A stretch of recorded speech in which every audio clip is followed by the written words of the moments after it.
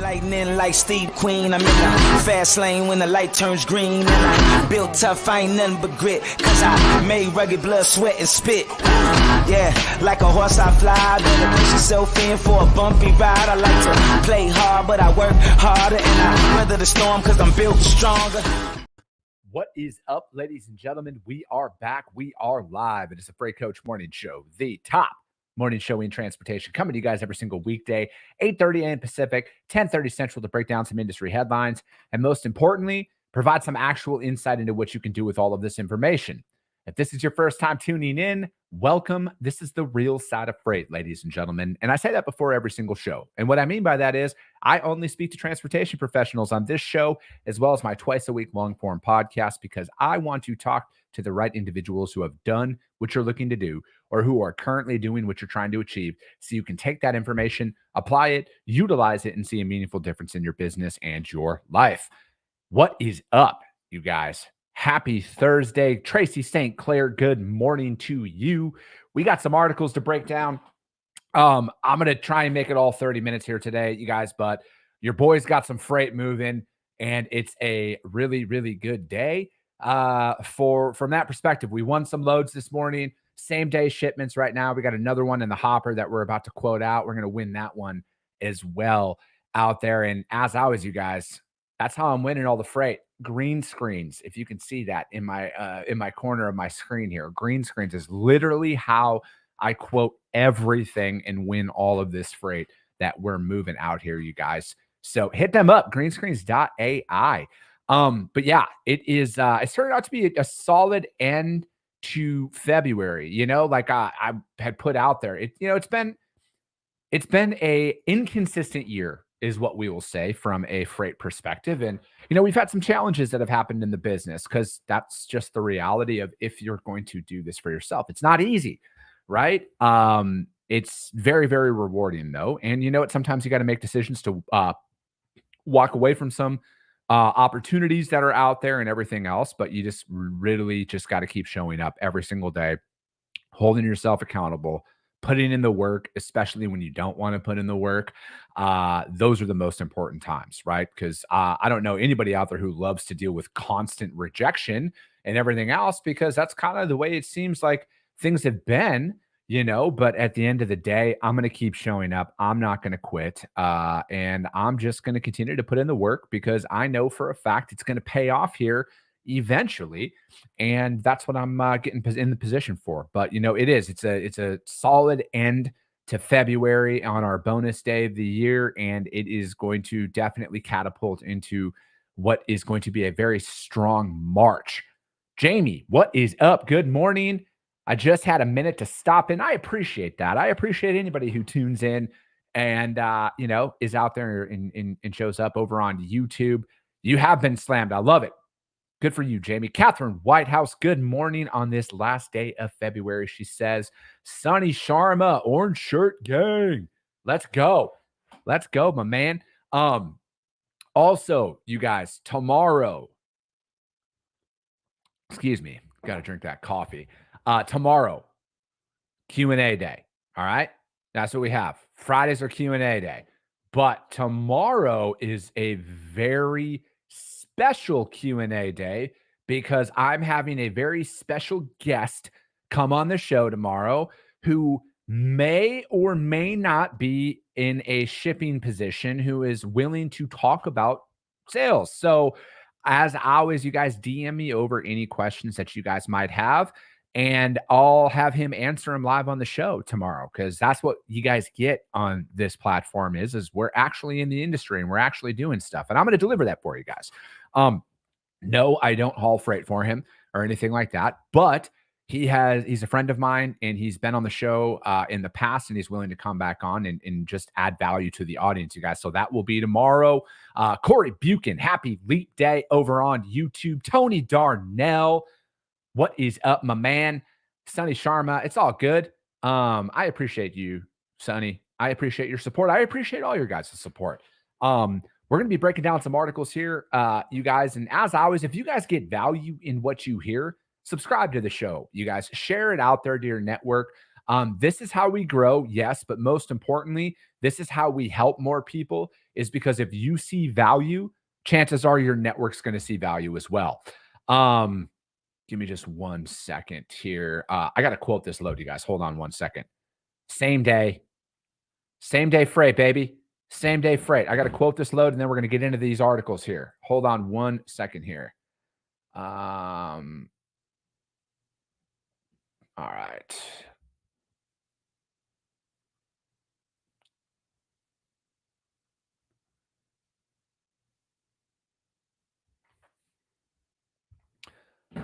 All right. One moment, please.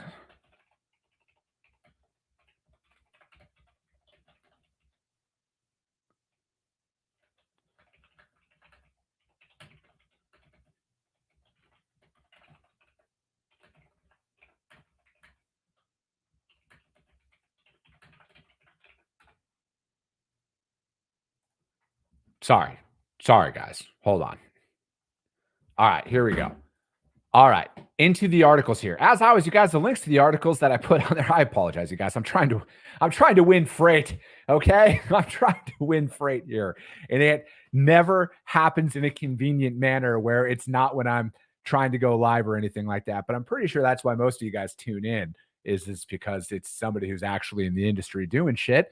I probably for my looks too. At the end of the day, nothing beats a aging male with gray hair. You know what I mean? Anyways, you guys, first article we are going to break down is from FreightWaves. BMO's Q1 earnings show more credit deterioration in the trucking industry. There are numerous ways of looking at the quarterly data from Canada's BMO on credit health of the trucking sector. None of them are positive. Canada's BMO is a major lender to the trucking industry in North America, and the bank's first quarter earnings released Tuesday, BMO's gross impaired loans and acceptances, where BMO has identified a loan that it believes is unlikely to recover, soared to 230 million Canadian dollars, which is 170 million in American dollars. And it was up 82 million from a year ago. And in the best of days of the freight market in 2021 and 2022, that number was less than 80 million for 4 consecutive quarters. The previous high for gross impaired loans at BMO's transportation group was 189 million Canadian in both the second and third quarters of 2020. Although the banks in the first quarter of 2024 was larger than in the back of 2020, the size of impaired loans as a percentage of the bank's business was higher in the just completed quarter. And let me see, write-offs were $31 million, and that was up more than 50 million from 20 million Canadian recorded in the fourth quarter of 2023 fiscal year. Write-offs were just a million Canadian as recently as the second quarter of 2022. The $31 million in write-offs in Canada is not the highest in the group's history. The figure reached 33 million in the third quarter of 2017, when the book of business for the large group was just 10.1 billion compared to $15 billion right now. The BMO data, give me just 1 second here. The BMO data lists net impaired loans and acceptances that were out there. The size of the book of business for BMO's transportation group dropped significantly through an all-time high. Gross loans in the transportation sector were at 14.8 billion, down from 15.6 billion in the fourth quarter of fiscal year 2023, but the size of the gross bookings was still the second largest in history. Let me see. BMO is believed to have more than 10,000 customers in its transportation sector. An example of how much scope of the impaired loans can change in an industry is through volatility. And the quarterly earnings of BMO for the first quarter listed oil and gas impaired loans at 21 million. Obviously, for anybody out there, it is challenging, right? I think that's not a surprise for anybody at all. Especially when revenues are down, freight volumes are low, and it is extremely competitive out there across the sector. And, inevitably, I think that people are going to be faced with a tough situation here. I think if you're looking at the overall macro economy as well, I mean, personal debt, like credit card debt, is at an all-time high. Home loans, everything, like it's looking bleak out there for some. And I think that, it's not a surprise to a lot of people. But I think at the end of the day, there is, you know, I'm trying to remain optimistic at the end of the day. I know what the data says. The data is not that encouraging for a lot of people, and especially for those individuals out there who are having a hard time paying their bills right now or who are missing payments right now due to everything. I think at the end, like I think at the end of the day, you got to ask yourself this: why did you get into business in the first place? I think that there's always a sense of when things are easy that this is the way that it's always going to stay. You learn the hard way sometimes. I mean, that's frankly the only way that I ever learn is the hard way. Because there is no playbook to entrepreneurship, like we've mentioned on this show numerous times out there. And I think that there's going to be some tough decisions that are going to be made by individuals here, but that happens even in the best of markets as well. But I think, and I've said this before, and I'm going to say it again, if you've made it this far, you are so much closer to things turning around than not. And you're even more closer because I think the last time I said this was a few months ago, right? I don't know when things are going to turn. Nobody knows when things are going to turn. Everybody's speculating at the end of the day. But I think no matter what, you need to focus on what can you do inside of your business to improve. All right. No matter what can you do to stand out in a crowd? If your freight are inconsistent right now, do you have to make more sales calls? If your opportunities are out there are few and far between, or you're not getting any repeat broker freight or anything like that, again, I'm not going to sit here and tell anybody what to do, but reach back out to people. You can't sit around and wait for conditions to improve and not do anything about it, right? Like at the end of the day, you have to hold yourself accountable to metrics that are in your control. All right. We can't control the diesel prices. We can't control other stuff out there. But at the end of the day, we can control our efforts and what we are going to do to make sure our business stays afloat no matter what. This article was from FreightWaves, you guys, and it's on BMO's Q1 earnings out there. And again, I try and remain as optimistic as I possibly can because, as somebody who bootstraps everything, like I don't have investors, I don't have any outside money, I don't have a golden parachute of a family member who's just funneling tens of thousands of dollars into my pocket to make all this work. I understand what it means and what it feels like when you're owed a lot of money and the money's not coming in, your expenses are going up, everything that's happening. But it's happening for a reason at the end of the day. And what can you do to improve? I think that's one thing that you always have to keep in mind is it can get better. All right. There is a solution that's out there. It might be uncomfortable. It might get more uncomfortable before it gets better, but there is a solution out there. Breeze, what is up, my dude? He says, dark times for sure. Stephen Tittle, good morning, gang. Good or bad, it's almost Friday. Yeah, I feel you there, my man. I feel you there. All right, you guys, give me just 1 second. We are going to get in another rate here, you guys.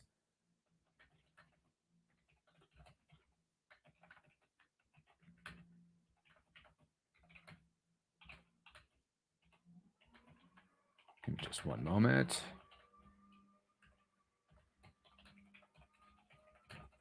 All righty.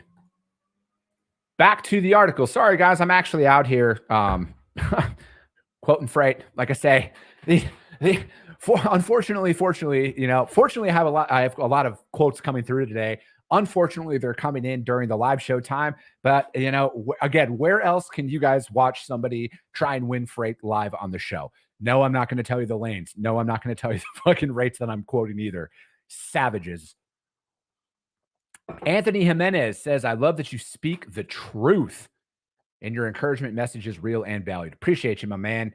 And Josh, there's a lot of stuff. I am a man of many, many talents. And in many, many talents, I mean, I can quote freight and talk shit into a mic. That's about it. Breezy. Michael Jenkins says, keep hammering. All right. Next article we are going to break down layoffs. Freightwaves.com, 573 layoffs hit logistics firms in Cali, Illinois, and Michigan. Companies cite market conditions and loss of customers. Mass layoffs continue across the freight and logistics industries, with companies in California, Illinois, and Michigan recently announcing job reductions. DHL, third-party logistics provider, is laying off 161 workers as a loss of losing a customer. I'm going to emphasize it's not plural. They're a customer, according to a filing with the state. Company officials did not name the customer, but the facility's address is listed as a distribution facility for snack and candy manufacturer Mars. We anticipate a majority of the associates will transition to a new employer, assuming operational responsibility as of April 1st. Again, knowing what these guys do, probably they had an agreement in there to be the fulfillment facility for Mars. But again, I mean, just think about that. Like, as people are going through and assessing their providers at all times, like, people build teams around certain customers' books of business and stuff like that. I mean, I remember that. That was one of the customers that I used to work with early on in my career. There was like 6 people employed based off of that one customer's freight. And again, I know DHL is massive, so I'm not going to say anything, but like, and there might have been an exclusivity agreement. I don't know all of that, but that kind of reminds me of what I think a lot, Chris McGrew put a post out there about this yesterday, is about having 100 shipments with one customer, or 100 shipments with, or one shipment with 100 customers. And I will always say one shipment with 100 separate customers. And it's situations like this. And again, I don't know all of the interworkings of this specific scenario, but if they were a distribution center and they had an exclusive agreement with Mars, that's probably what it was. You got to diversify your book of business, you guys. You have to. And I know when you're building a book of business, it's very, very challenging. And I know that sometimes you might get into a book of business where they have a lot of volume for you and you're going to get focused on this. You can never stop selling. All right. You, as a sales rep, as a business owner, you're never good enough. All right. Your book of business, your revenue is never good enough. All right. And you have to constantly be thinking about that, because things happen all the time. All right. Who knows what happened in this situation, but I've been involved in a customer where we lost the business because they brought in a brand new chief supply chain person and they took out their entire current network and implemented a brand new network. So again, there's a lot of stuff outside of your control. Hillside Logistics is closing a facility in Hillside, Illinois, and resulting in 136 layoffs. Siva Logistics, it also says, is cutting 80 workers. I'm not going to list off all of these companies that are in this article. You guys, this is from freightwaves.com. 573 layoffs hit logistics firms in Cali, Illinois, and Michigan. I will say this, though. And I was actually just talking to somebody last night about this. As unfortunate as these layoffs are, and seeing these headlines and stuff pretty frequently now at this point, for those individuals that are affected by it, A, I feel for you, but B, it's not the end of the world. There is an opportunity out there. Maybe this is the time that, if you've been thinking about going after it and starting your own thing, maybe this is that time, because there is no better time to go. And this is my personal perspective, when you have no other option but to succeed.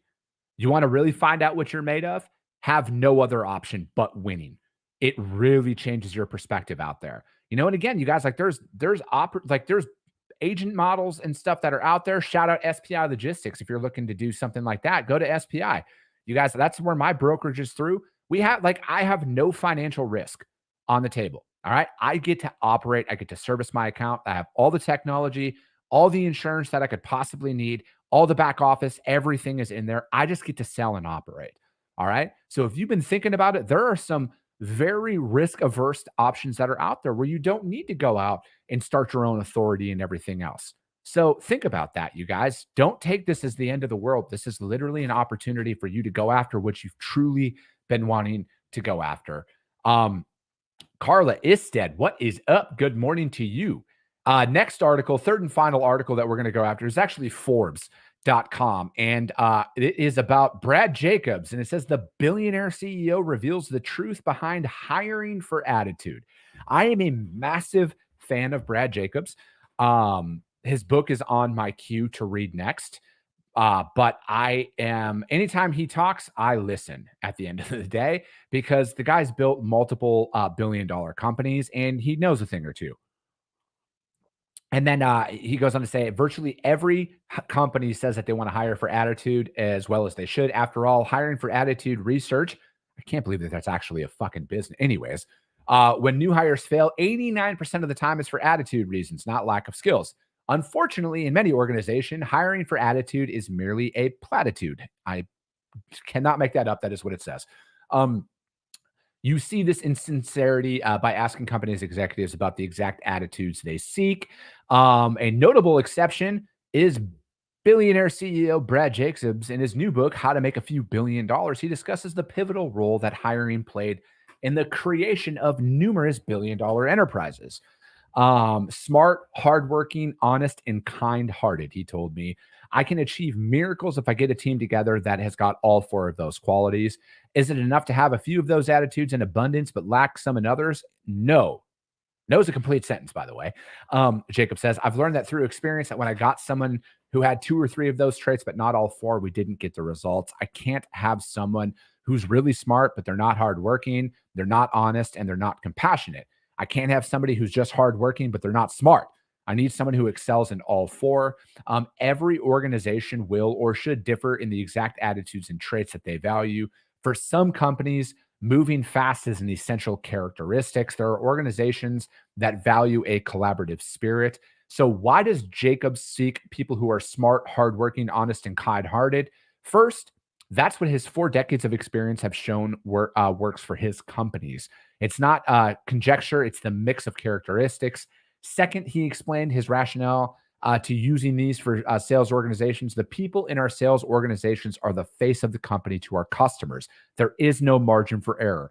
Everyone has to be honest because customers have to trust our sales organization. If you think about a salesperson interacting with your customers, you want those salespeople to be kind-hearted. You want a customer's every interaction with our salespeople to be a breath of fresh air. You want the salespeople to work hard and smart for those customers, and it goes on.